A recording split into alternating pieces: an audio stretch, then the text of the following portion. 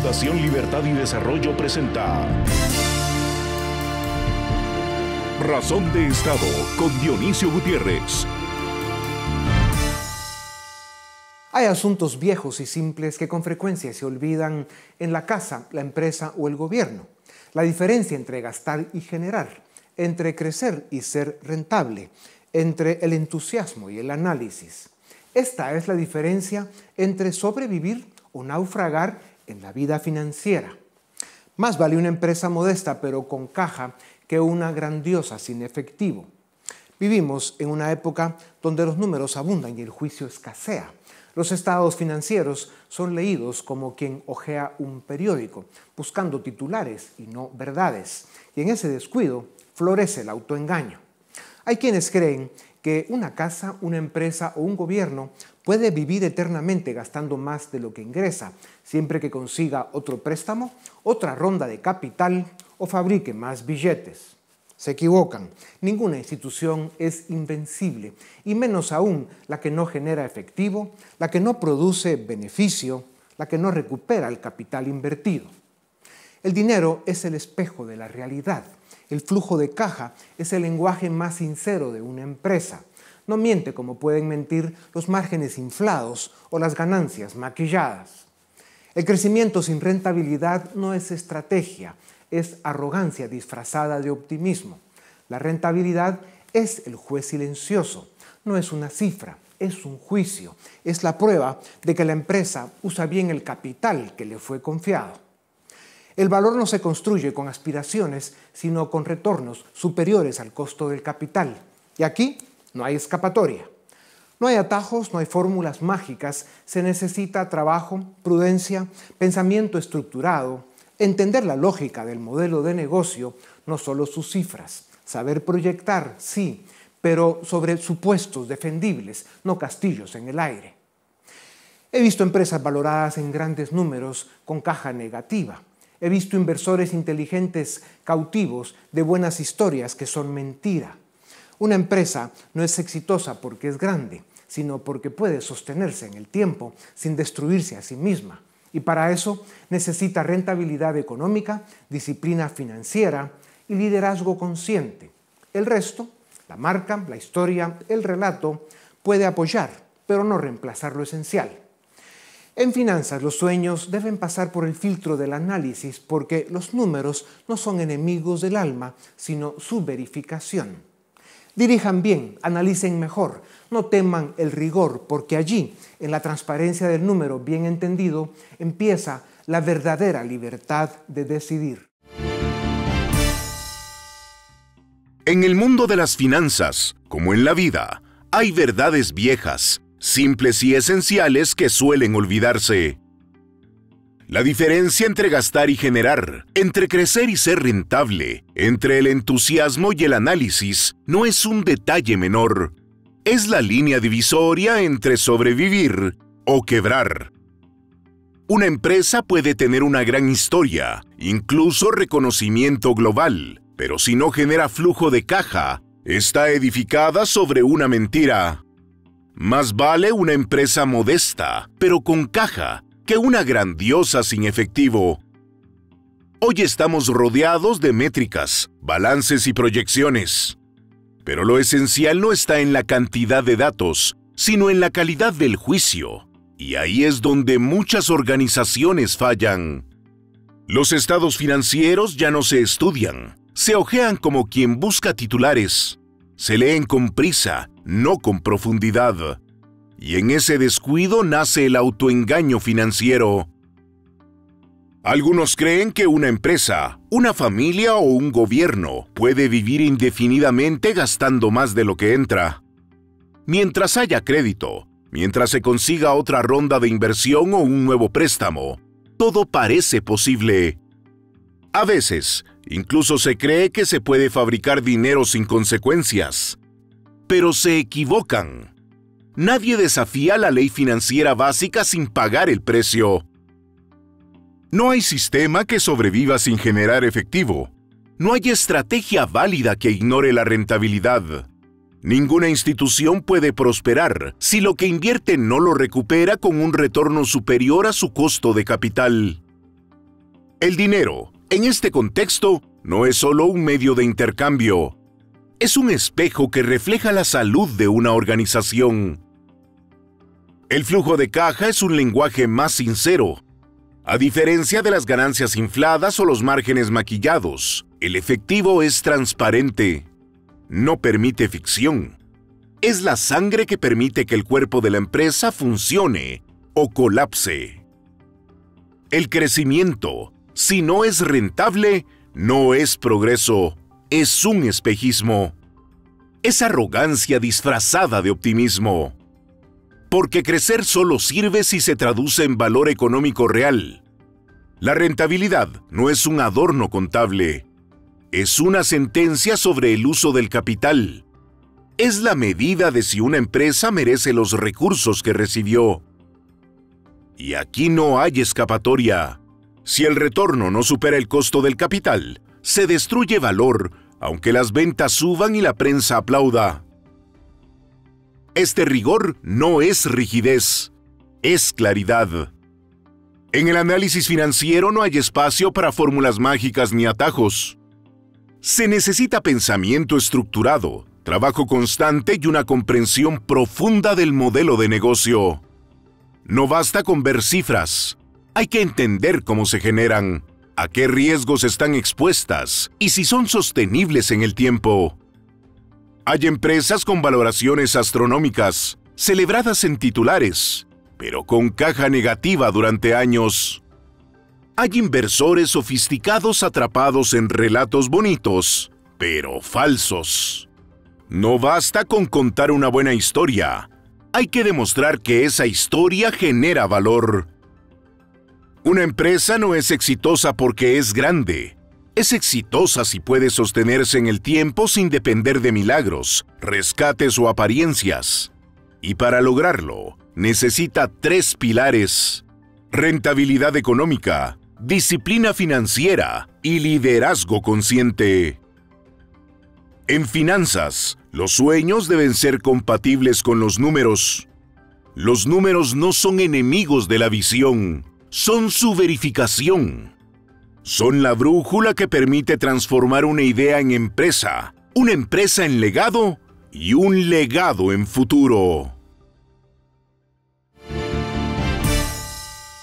Las finanzas modernas que acompañan el desarrollo de las empresas, la creación de riqueza y el éxito, están marcadas por genios financieros y académicos influyentes que desde el siglo pasado sentaron las bases teóricas y prácticas que dieron forma a las finanzas corporativas, la valoración de empresas, el análisis de riesgo, la teoría de carteras y los mercados eficientes.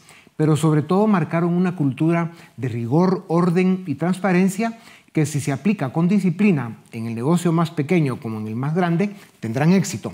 Para conversar sobre el mundo de las finanzas, de sus técnicas, de su arte y de la creatividad y suerte que necesita, tengo el privilegio de presentarles a Helmut Chávez Asturias, emprendedor y consultor. Es ingeniero químico con maestría en mercados financieros y gestión de activos y tiene un doctorado en finanzas, 3 títulos de universidades de primer orden iberoamericano. Además, el doctor Chávez Asturias es el decano de la Escuela de Negocios en una prestigiosa universidad liberal. Doctor Chávez Asturias, bienvenido a Razón de Estado. Escogí a 8 de los grandes genios de las finanzas del siglo pasado y de este siglo, a quienes usted ya se sumó. La mayoría de ellos son premio Nobel. Iré mencionando los nombres, le haré una pregunta y usted nos dará una cátedra en finanzas. Empiezo. Benjamin Graham, padre de la valoración basada en los estados financieros y la disciplina inversora. ¿Cómo puedo saber si una oportunidad es realmente buena o solo parece barata? ¿Basta con mirar múltiplos bajos o hay algo más profundo que debo analizar? Empezamos precisamente con Graham. Yo creo que es una selección interesante para iniciar esta discusión. El contexto de Graham es importante porque lo que él hace ver, y principal el aporte que él da a finanzas, es el concepto de valor intrínseco. Y lo que él dice es el valor intrínseco se basa en los fundamentales del negocio. Y hay una parte que tal vez es interesante y que hay que tener cuidado porque Graham utiliza múltiplos. o sugiere el uso de múltiplos y él mismo en sus fondos de inversión los utilizaba. Pero yo les diría que los múltiplos de Graham son un primer filtro. Por ejemplo, él decía una relación entre el precio de una acción y las utilidades de la acción tiene que ser menor a 15 veces. Ese es el múltiplo que normalmente en inglés le llaman price earnings. Y la relación entre el precio de mercado de una acción y el valor en libros de la misma acción tiene que ser menor a 1.5. Estos eran dos criterios de Graham que de forma interesante él multiplicaba, valga la redundancia, estos dos múltiplos. O sea, 15 por 1.5, él decía 22.5. O sea, esa combinación tiene que ser menor a 22.5. Ya. Y eso era un primer filtro. Lo que él enfatizaba es que los fundamentales tienen que ver con las utilidades que genera el negocio, los flujos, la solidez financiera, la estabilidad y crecimiento de los dividendos, y tal vez un concepto fundamental que lo toma su alumno Buffett, era muy famoso también, es lo que le llamaban simplicidad. O sea, lo que Graham dice es hay que invertir en negocios solamente si entiendo el negocio. Si no entiendo el negocio, no hay que invertir. Otro de los genios financieros, William Sharpe, desarrolló el famoso modelo KPM de evaluación que relaciona el riesgo sistemático beta con el rendimiento esperado de un activo. ¿Cómo mido el riesgo real de mi empresa si no cotiza en bolsa y no tiene beta? ¿KPM sirve para emprendedores o solo para inversores financieros? Sí, muy buena pregunta. Yo creo que el Capital Asset Pricing Model, al menos como yo lo entiendo, es una forma de comprender el mundo y básicamente la relación entre riesgo y retorno exigido. Este es un modelo que se desarrolla a inicios de los años 60. Esta relación entre mayor riesgo, mayor retorno, muchas culturas las tienen desde hace más de 100 años, en algunas 200, 300 años. Pero nadie había propuesto una relación explícita entre riesgo y retorno. Y este es el gran aporte de Sharpe. O sea, Sharpe lo que dice es a mayor riesgo, mayor retorno, pero propone a través de una fórmula el cálculo de cuánto debiese ser el premio por riesgo de inversiones que no son libres de riesgo. Y ese es precisamente el gran aporte. Mide el riesgo de una forma muy particular, que es beta, que es simplemente una volatilidad. Tal vez este concepto es importante. En finanzas, el riesgo es volatilidad de los retornos. Retornos poco volátiles son poco riesgosos, retornos muy volátiles son muy riesgosos. Claro. Y particularmente el Capital Asset Pricing Model lo que dice es que la única volatilidad que es relevante es la volatilidad sistemática. Y esa es la medida que utilizan, el tema del beta. Ya. Y tal vez aquí el tema de los emprendedores es muy buena pregunta porque un emprendedor técnicamente no está diversificado y por lo tanto muchos argumentan que el beta no es necesariamente bueno para emprendedores como métrica. Pero yo creo que sí les da una visión de cómo comprender el tema del riesgo y el retorno asociado a ese riesgo. Ya. Otra pareja de genios, doctor Miller y Modigliani, creadores del teorema de las finanzas corporativas sobre deuda versus equity, capital, apalancamiento, impuestos, dividendos y costo de capital, que también lo tocaron. ¿De verdad da igual si me financio con deuda o con equity? ¿Dónde queda el riesgo emocional, por ponerlo así, operativo, de un emprendedor endeudado? Sí, Modigliani y Miller sentaron las bases para lo que hoy llamamos finanzas corporativas, que básicamente es cómo selecciono una inversión, cómo financio esa inversión, uso deuda, dinero del socio, una combinación, y qué hago con los flujos provenientes de esa inversión. Y específicamente la pregunta del tema de la deuda, es interesante, una anécdota es Miller, una vez que gana el premio Nobel, lo entrevistan y le piden que por favor explique una forma simple lo que ellos encontraron. Y él decía, esto es como una pizza. Dice, si partimos la pizza en 2, comemos una pizza. Si la partimos en 8 pedazos, no comemos más pizza, sigue siendo la misma pizza. Entonces lo que él decía es que el aporte de ellos es que la deuda es irrelevante en función del valor de la empresa.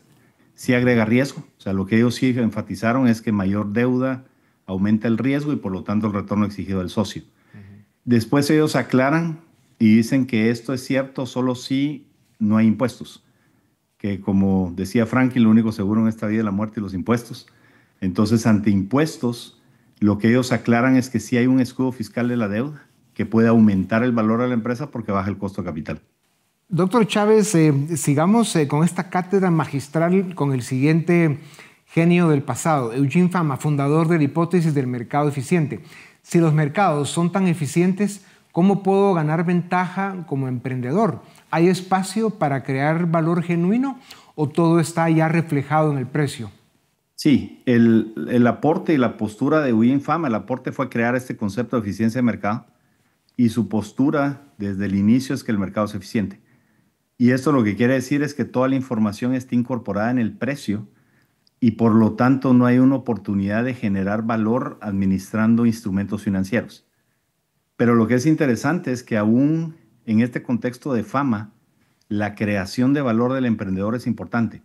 De hecho, yo diría, tal vez poniendo palabras en la boca de Fama, que si el mercado fuese eficiente, como dice Fama, la única capacidad y poder de crear valor sería el emprendedor, que descubre algo que otros no ven y que de alguna manera empieza a generar este valor y posteriormente tal vez lista su acción en bolsa, y eso sería más el contexto de Fama. Si una vez que esta acción está listada en bolsa, si es posible comprarla a un precio que esté barato o toda la información está incorporada en el precio. Nos faltan 3 de los genios todavía y ahí usted, doctor, nos dará sus conclusiones. John Bohr Williams, uno de los pioneros en formalizar el concepto de valor presente de los flujos de caja futuros, que luego sería la base del modelo de evaluación por descuento de flujos de caja, el DCF, como le dirían en inglés. Inspiración directa para Damodaran, por cierto, en temas de valoración intrínseca. ¿Cómo puedo proyectar el valor futuro de mi empresa si mi flujo de caja aún es incierto? ¿Tiene sentido aplicar el modelo de flujos descontados en negocios que están empezando?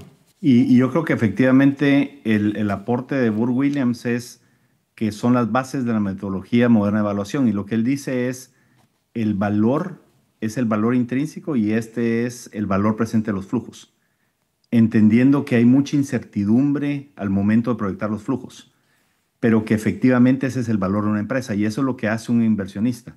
O sea, un inversionista compra una acción con cierta expectativa, pero él aclara, y hay una frase muy famosa de él, que una acción no vale por lo que dice el mercado, sino que vale por el valor presente de los flujos. Entonces él enfatiza esto estamos hablando finales de los años 30, lo que él no podía contestar en ese momento es qué tasa de descuento utilizar para traer a valor presente esos flujos. Y ese precisamente es el aporte del Capital Asset Pricing Model de Sharpe que vimos hace un momento. Vamos con el siguiente, doctor. Harry Markowitz introdujo el concepto de diversificación óptima y análisis de riesgo-retorno. ¿Cómo diversifico en una empresa pequeña que no puede tener portafolio, diversificación? Su teoría también aplica si todo mi capital está en un solo negocio. Sí, esa es una pregunta profunda porque efectivamente Markowitz de alguna manera va a forzar una conclusión que algunos critican, por ejemplo Buffett, de que un inversionista tendría que tener un portafolio sumamente diversificado. Fama, atando un poco los autores anteriores, Fama diría, y ese portafolio es el mercado, porque el mercado es eficiente. Entonces, partiendo de todos estos autores, normalmente se genera una visión de que el no estar diversificado es un error. Pero si uno lo ve desde el punto de vista del crecimiento económico, una empresa pequeña, un emprendedor que está lejos de estar diversificado, todo lo contrario, está sumamente enfocado en un negocio, está asumiendo un riesgo que de alguna manera otros no asumen. Y si logra tener algo interesante, ese premio se le va a compensar con un buen retorno al momento de vender la empresa, vender las acciones. Entonces, efectivamente, yo creo que es una focalización del riesgo que muchos no están dispuestos a tener y ese es uno de los roles de los empresarios. El siguiente, doctor. Fisher Black trabajó en el desarrollo de modelos financieros avanzados sobre estructuras de capital, tasas de interés y riesgo. ¿Cómo puedo tomar decisiones cuando no tengo certeza? ¿Solo rangos posibles y escenarios? ¿Cómo avanzo si no sé cuál es el valor real de lo que estoy haciendo? Sí, y aquí tal vez la visión de Fisher Black es interesante. Él tiene un libro que se llama La idea revolucionaria de finanzas y se está refiriendo a un modelo que no es de él, que es el de Sharpe, de Capital Asset Pricing Model. Y lo que él planteaba es que los modelos son como mapas. Si yo quiero visitar una ciudad, el mapa no es la ciudad, pero me sirve mucho para poder visitar esa ciudad. Y precisamente yo veo los modelos financieros de esa manera, son cajas de resonancia, que más que dar una respuesta certera, nos ayudan a plantear las preguntas correctas, a hacer escenarios, decir qué tendría que pasar para justificar la compra de tal acción a tal precio. Vamos con el último, que yo sé que es un gran referente para usted, doctor. Aswath Damodaran, aunque ya es parte del presente, merece ser mencionado entre los gigantes de las finanzas. Ha democratizado y sistematizado el análisis de valoración de empresas. Enseña que las finanzas deben tener rigor cuantitativo, pero también sentido estratégico, combinando ciencia y arte. ¿Qué pesa más al evaluar una empresa joven? ¿La historia que cuenta o los números que proyecta? ¿Cómo mezclo la intuición emprendedora con el rigor financiero sin perder credibilidad? Sí, y me gusta mucho la selección de Damodaran porque yo creo que Damodaran es un reflejo de esta frase de sobre hombros de gigantes. Damodaran construye sobre todos los nombres anteriores que hemos comentado. Él particularmente cree que el mercado no es eficiente y por eso el precio de mercado no es una buena aproximación al valor intrínseco y por lo tanto hay una oportunidad a través de una evaluación de encontrar oportunidades que estén baratas o detectar oportunidades que están caras. Y yo creo que es un resumen porque hay una ruta de pensadores, Fama, por ejemplo, que creen que el mercado es eficiente y por lo tanto una evaluación, una referencia atado al mercado o el mismo precio del mercado es lo único que hace sentido. Pero después viene Damodaran que dice es el valor fundamental y una empresa vale en función de los flujos futuros, y otra vez aquí recalcar flujos futuros con toda la incertidumbre que esto tiene, el riesgo de esos flujos y el crecimiento de esos flujos. Y esa es la base de Damodaran. Y dentro de todo este contexto cuantitativo de varios premios Nobel sobre los que construye Damodaran, yo creo que el principal aporte de él es decir, aquí hay una narrativa que sustenta los números y lo más importante es la narrativa, la historia. Y yo creo que eso es lo que hacen los emprendedores. Cuentan una historia de cómo van a ser capaces de vender más que los competidores, cómo van a poder aumentar sus márgenes a través del tiempo, cómo van a poder generar esas utilidades con menos recursos que los competidores.